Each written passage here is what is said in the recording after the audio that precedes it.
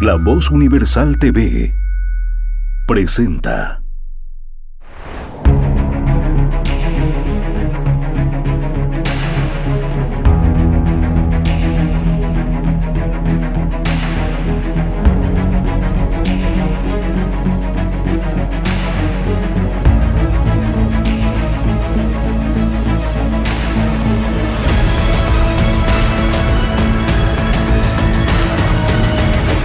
El Laberinto con Andrés Canseco. ¿Qué tal? Muy buenas, bienvenidos nuevamente a otra entrega de El Laberinto. Mi nombre es Andrés Canseco y estamos como todas las semanas con nuestro programa, emitiéndolo a través de la señal de Radio La Voz Universal 91.2 FM, estamos a través de lavozuniversal.tv y claramente estamos también a través de las redes sociales. Nos pueden encontrar tanto en Facebook como en YouTube, como en Instagram y también en Spotify. Así que sin más que agregar, empezamos nuestro laberinto de esta semana.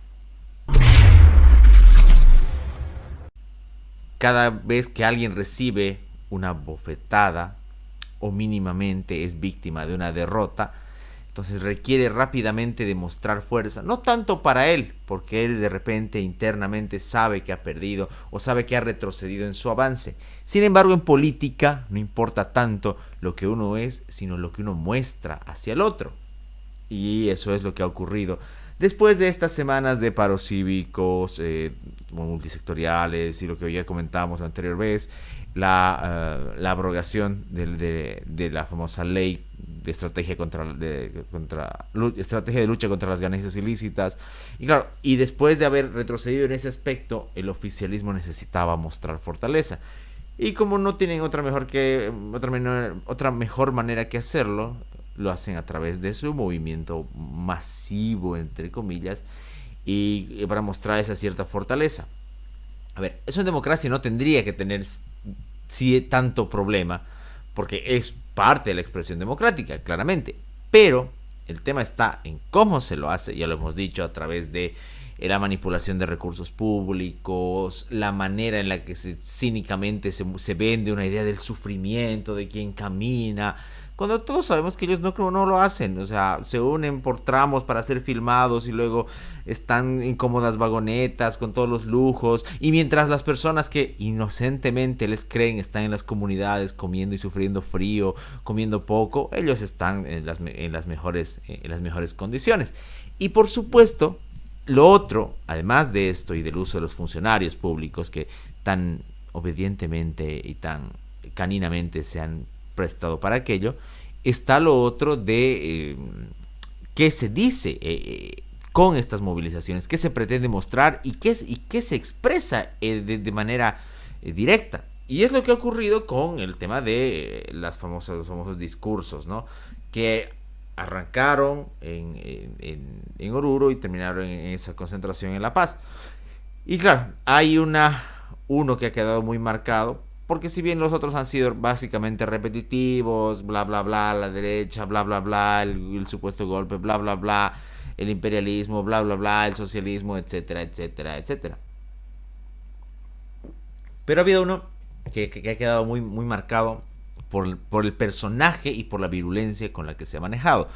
Y es el el secretario ejecutivo de la Central Obrera Boliviana, el señor Huarachi, que en un tono que seguramente estaba llevado por la intoxicación de algunas sustancias o de la idiotez, ha manifestado que no había que molestar desde Santa Cruz, porque iban a marchar hasta Santa Cruz, iban a nacionalizar las fábricas y las empresas y ellos se iban a hacer cargo, así que no los amenacen.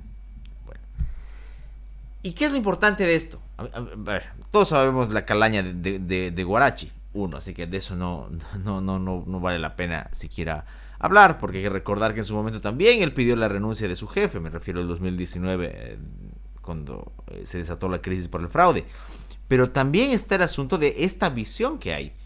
O sea, y me parece un muy buen punto de inflexión, porque todavía no hay esta necesidad de pragmatismo en cuanto a elegir candidatos y demás, porque las elecciones todavía vienen dentro de unos buenos años, para saber a qué se está jugando y qué se está defendiendo. Claramente estamos frente a, su nombre lo dice, un movimiento al socialismo, Por eso cuando dicen que no es socialismo o que no es el verdadero, es para reír porque así son. Y segundo, con amenazas y medidas reales que tienden hacia eso. A ver, la amenaza a la propiedad privada, ese odio al mercado, al libre mercado, al comercio libre, el control del Estado, y encima para ser repartido a sujetos como Guarachi u otros sindicalistas, claramente nos está mostrando que no estamos en una sociedad que garantice una seguridad jurídica o que garantice siquiera las mínimas condiciones para poder trabajar, para poder emprender, para poder crear. Y es que aquí está la degradación moral, no solamente económica, sino también moral y ética, que se transforma en un desaliento para cualquiera que quiera iniciar un negocio. Porque también tenemos que sacarnos de la cabeza ese maldito chip, esa maldita idea que nos han vendido tanto socialistas como otras lacras estatistas, de que solamente el pequeño o el microempresario es bueno, y de que cuando se transforma en mediano, medio que ya hay que verlo feo, y peor aún si ya es grande, como si la voluntad de crear, producir empleo, riqueza y demás dependiese del tamaño de la inversión. Por supuesto que no. Hay un hilo común entre todos estos, sin importar el tamaño. Es la idea de progresar, de crecer. Saquémonos igual esa basura del bien común, del bienestar social. No, el que crea para su beneficio. Sí, si usted quiere profundizar más, es buen momento para recordar a Adam Smith, es buen momento para hablar de la mano invisible, es buen momento para leerlos, por supuesto que sí. Pero también es un buen momento para notarlo, para percibirlo. Que una empresa tenga criterios de responsabilidad social empresarial está bien, pero no es su objetivo común. El objetivo del empresario no es generar un bien social. Y si lo dicen, es demagogia. Quiere ganar, como todos, y están en su perfecto derecho. ¿Y por qué digo que es importante esto? Porque si seguimos cubriendo con este halo de hipocresía, de tibiezas, de cuestiones que no son claras, se abre la puerta para no solamente para un Guarachi, sino para otros. Ya sea desde la Central Obrera, ya sea desde el Estado, ya sea desde algún otro rincón anacrónico socialista. Porque ¿en qué momento perdimos nosotros el derecho a poder decir la verdad y manifestar que el afán de lucro es bueno, que es necesario, que es parte de la civilización? Hemos perdido esa batalla por la verdad. Y es un buen momento para recuperarnos. Y para poder encarar, sí lo digo como es, desde una óptica liberal, que defienda el libre mercado, que defienda la propiedad de manera completa y transversal. No con esas nimiedades socialdemócratas de las empresas estratégicas, o que no sé qué, o que hay que ver que la función social... Bullshit. Las amenazas que vinieron, respaldadas por el Estado, ahí presente en la marcha del día lunes, no fueron moderadas.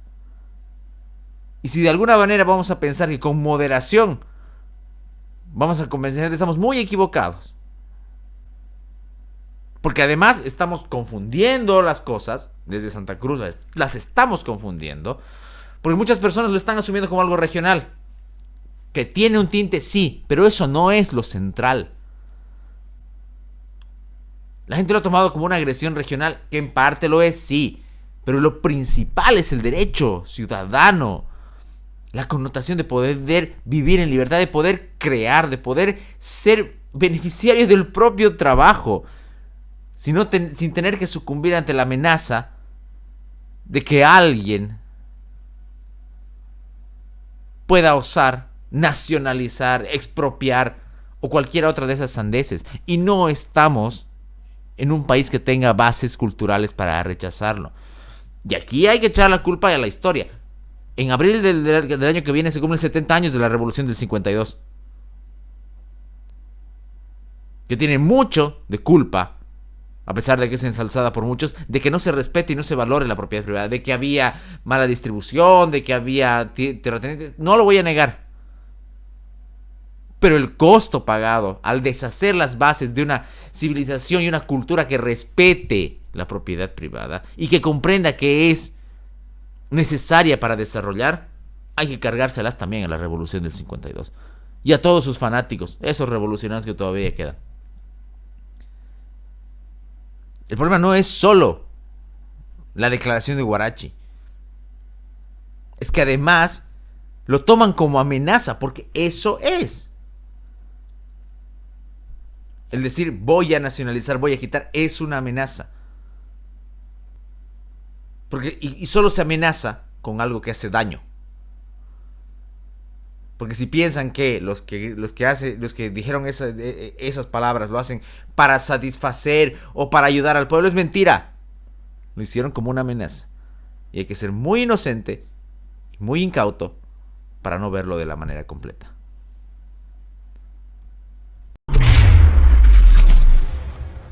Muchas personas durante esta semana, con total acierto, se han ocupado de defenestrar, insisto, con total acierto, a este señor Huarachi de la Central Obrera Boliviana.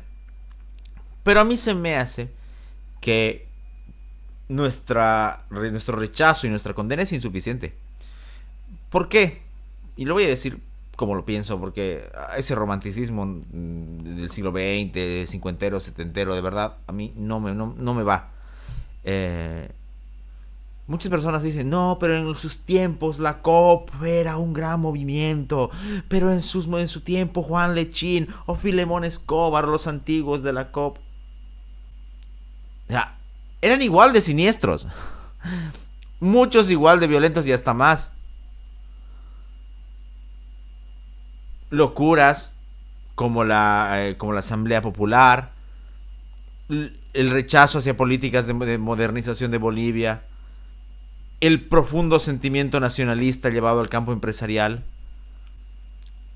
las demandas y los cuoteos políticos, no solo en la época del MAS, sino también, insisto, la historia del MNR es eso. Entonces, a mí me choca bastante cómo se pretende decir que antes la COP era un movimiento glorioso. Siempre fue un movimiento de izquierda. Siempre fue un movimiento que enarboló, que tiene entre sus símbolos al Che. Siempre fue un movimiento y un conglomerado de instituciones que no tienen idea de la realidad económica del país, pero que son muy ágiles para hablar del bolsillo y de la canasta y del hambre. Pero piden aguinaldos, dobles aguinaldos, incrementos salariales ridículos. O sea, siempre fue eso.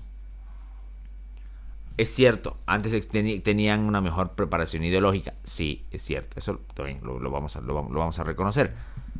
Pero moralmente siempre fueron eso. Políticamente su espectro siempre fue ese. Y se me hace bastante traicionado, un hecho bastante traicionado por la nostalgia, que se enarbole esa nostalgia, como les decía, no, que Juan Lechín, que Filemón y sus discursos. Muchos son ya lo he dicho hace rato, son los causantes, algunos indirectos y otros muy directos, de esta patraña que estamos viviendo hoy. De la incapacidad o imposibilidad de poder establecer un régimen más o menos decente que respete las libertades económicas. La carga laboral, la carga social en las empresas. ¿De quién viene? Justamente de pedidos de estos. Y claro, y en Bolivia es interesante porque ahí se habla mucho de Central Obrera Boliviana. Pero en Bolivia no hay grandes fábricas. Por supuesto hay, pero no hay enormes. No hay ese trabajador como se vendía desde el régimen soviético, consciente de su labor social. No. Es muy diferente esa realidad. De hecho, por eso es que muchos de los avances recién se dan con el lazo con los movimientos indigenistas, no tanto obreros. Pero eso es otra historia. Entonces, también, ojo con eso. O sea, no es solamente Guarachi hoy en el presente. Se están olvidando de los que ya mencioné. De las verdaderas idioteces de Solares. Ese hombre tan nefasto en determinado momento también para la estabilidad boliviana. Seres violentos, amenazadores, y que hoy se las dan de que porque no tiene un espacio en el poder, se las dan de críticos, cuando en su lugar es muy probablemente que estarían haciendo lo mismo o peor. No nos traicionemos, no nos mintamos, los problemas son mucho más profundos que el señor Guarachi. Y tienen que ver con cuestiones culturales, económicas y políticas en este país.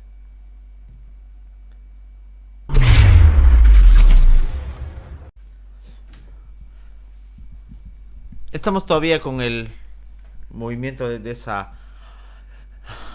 que agitó la anterior semana el panorama político relacionado al federalismo, que ya hemos comentado en su momento.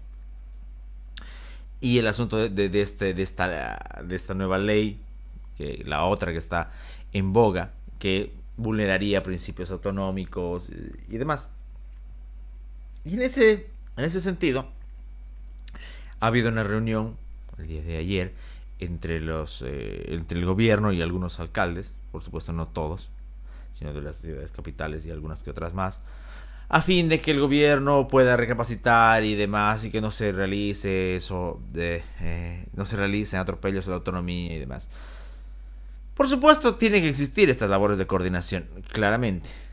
Pero habría que diferenciar muy bien. Primero, ¿qué es este asunto de crear comisiones y mesas de trabajo? Generalmente son cuestiones para empantanar y hacer pasar las cosas. Hay ocasiones en las que funcionan, sí, son necesarias, sí. Hay otras en las que se vuelven más una forma, como lo decía, de hacer que la gente se olvide de eso y dejar que se tomen decisiones en mesas llenas de burócratas y se olvidan de la ciudadanía. Cosa que pasa, y la ciudadanía se la tiene que tragar lo que pase. Bien. Pero además está esta postura, ¿no? Muy tibia, muy cobarde de algunos alcaldes. O por ahí son sus aliados, ¿no? De repente estoy yo pensando tontamente que le van a poder decir algo a su amo. Porque dentro de sus ciudades y dentro de sus declaraciones están ahí mencionando, no, que no puede ser la autonomía municipal, lo conseguida. Pero han ido a La Paz y con su cartita, con sus hojitas y con su voz bastante calladita o bastante bajita, no han hecho ni dicho nada. No tengo que decir nombres, esos ya los conocen.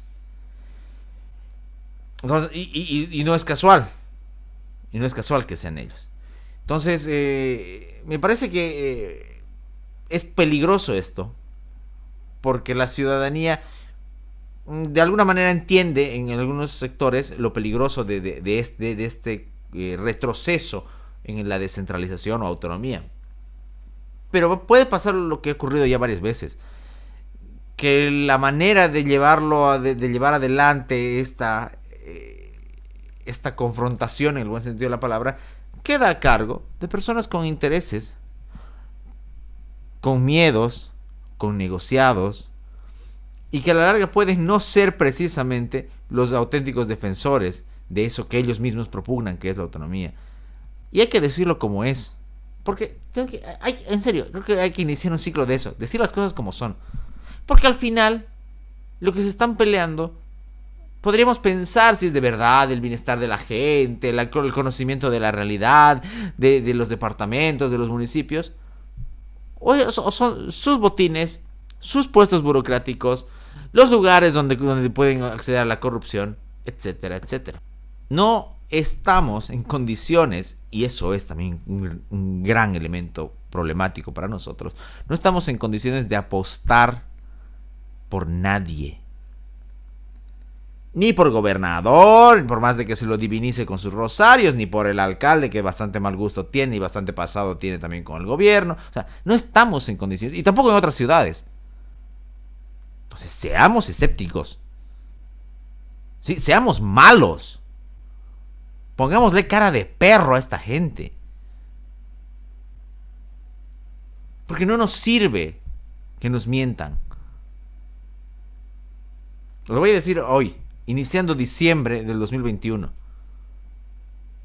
Esto no va a dar para más. Esta forma de manejar las cosas está entrando en un colapso. ¿Que debió llegar antes? Sí. ¿Que debió manejarse mejor? Sí. ¿Que tienen responsabilidad también los políticos de la oposición? Por supuesto, por eso estamos hablando de ellos. Pero que cuando de verdad colapse, tiene que notarse una transformación.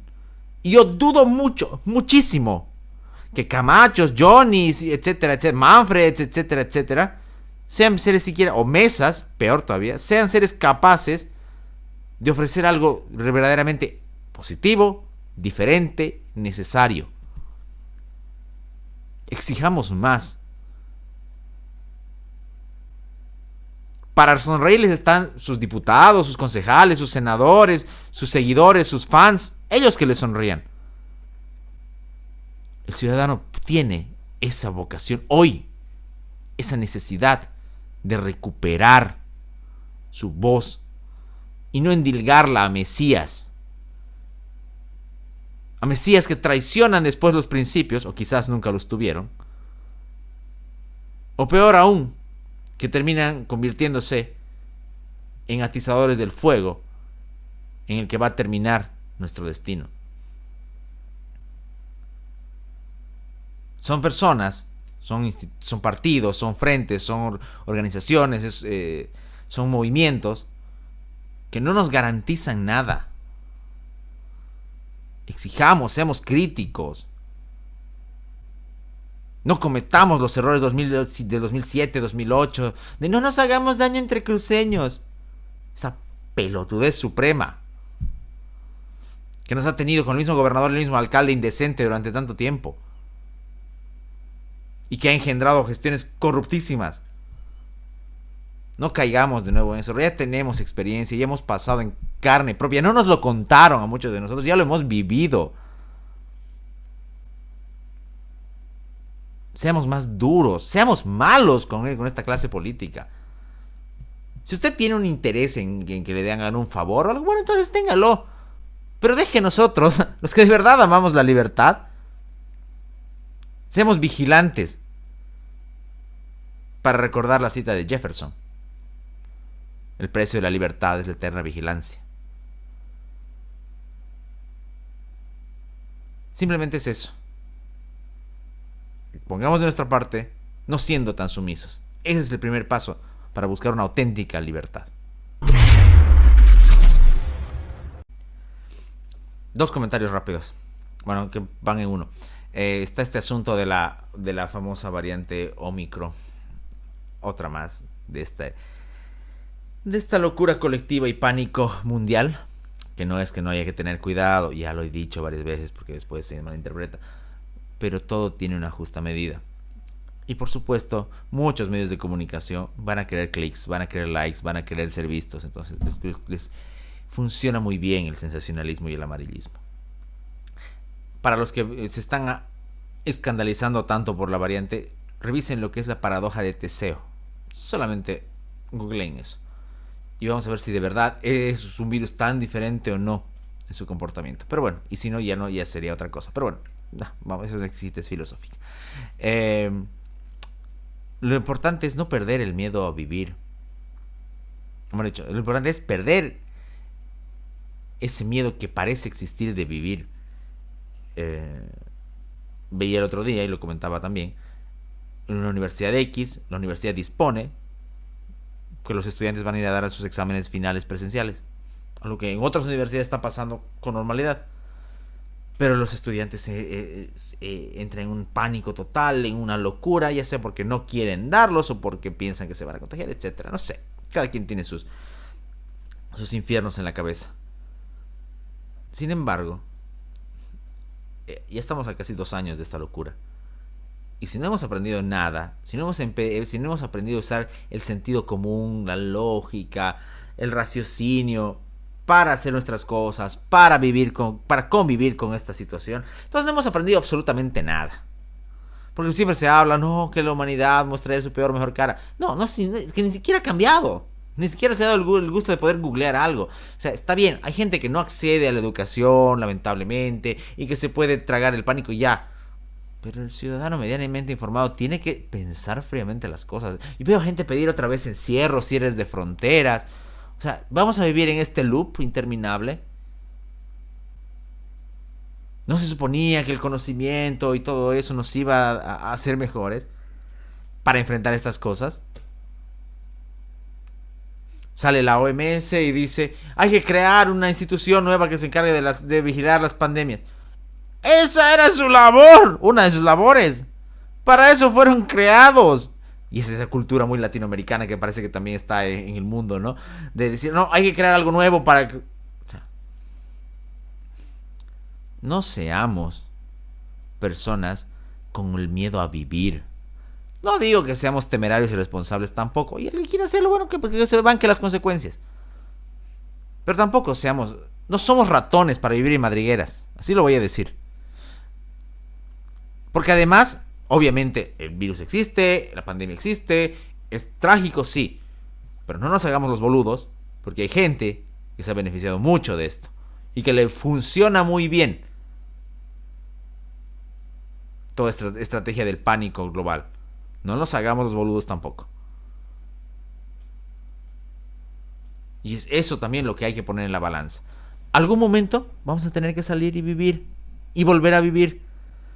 El que no quiere hacerlo, perfecto. Puede vivir encerrado, es su libertad. También.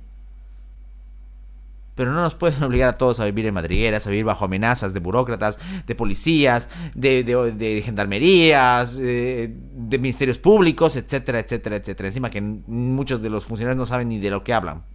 Pero bueno.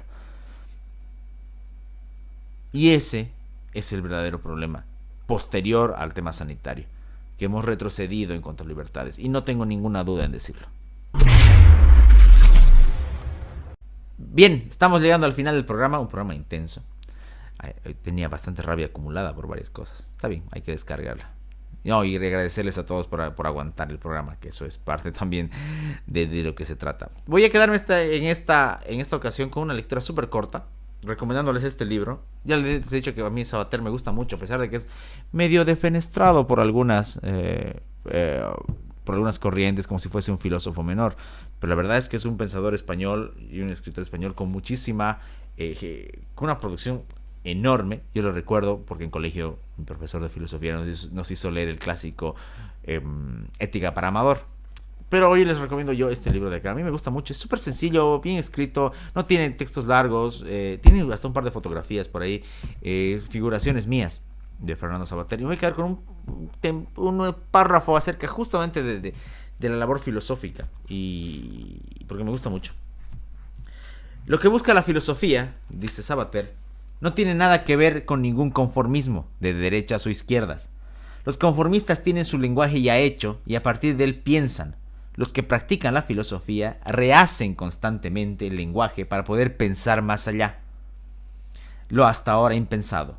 No es un pensamiento que resuelva problemas o facilite la vida, sino la búsqueda del obstáculo obviado para que la vida parezca fácil, es decir, la búsqueda de lo real. A eso yo creo que se refería Hegel cuando dijo que la filosofía debe ante todo evitar ser edificante. Lo que pretende la filosofía es perpetuar la niñez, que no sabe y pregunta, no la madurez esclerotizada en respuestas, de las que instituyen o de las que revolucionan. Más vale no decirle estas cosas al ministro de Educación, para que no acabe prohibida, ni mucho menos de los que creen defenderla, porque se apresurarían a desertar. Me gusta mucho el fragmento, porque primero vuelve a esta figura que a mí me encanta, que la tomaba mucho Nietzsche, del niño como el elemento, como el actor, el protagonista, el estado más alto, por su cuestión no solamente no de inocencia, sino de pregunta, de cuestionamiento de él y del mundo, el famoso por qué. Lo retoma acá Sabater, pero además porque es algo tan práctico y tan necesario. ¿Por qué nos dicen esto? ¿Por qué tengo que creer sí o sí lo que me dice este político? ¿Por qué tengo que notar que este medio de comunicación, este canal, me está diciendo sí o sí la verdad? No puedo cuestionar. ¿Por qué tengo que creerle todo a este fiscal, a este policía? ¿Dónde está nuestro afán de preguntarnos, de cuestionarnos a nosotros y a eso, sobre todo a los que tienen poder? A todos, por supuesto, hasta en cuestiones familiares uno debe cuestionar, no hay que tener miedo, incluso hasta religiosas, sin ningún temor, pero sobre todo a los que tienen poder. Así que me quedo con esa reflexión de este libro de Fernando Savater, Figuraciones Mías. Y bien, hemos llegado al final del programa, lo decía, un programa bastante intenso, y agradecerles como siempre por dejarnos sus likes, sus comentarios, por seguirnos, por compartir el contenido del programa, no solamente los videos, sino las transmisiones con el Colegio Libertad de Filosofía, los otros posts, los textos. Gracias enormemente.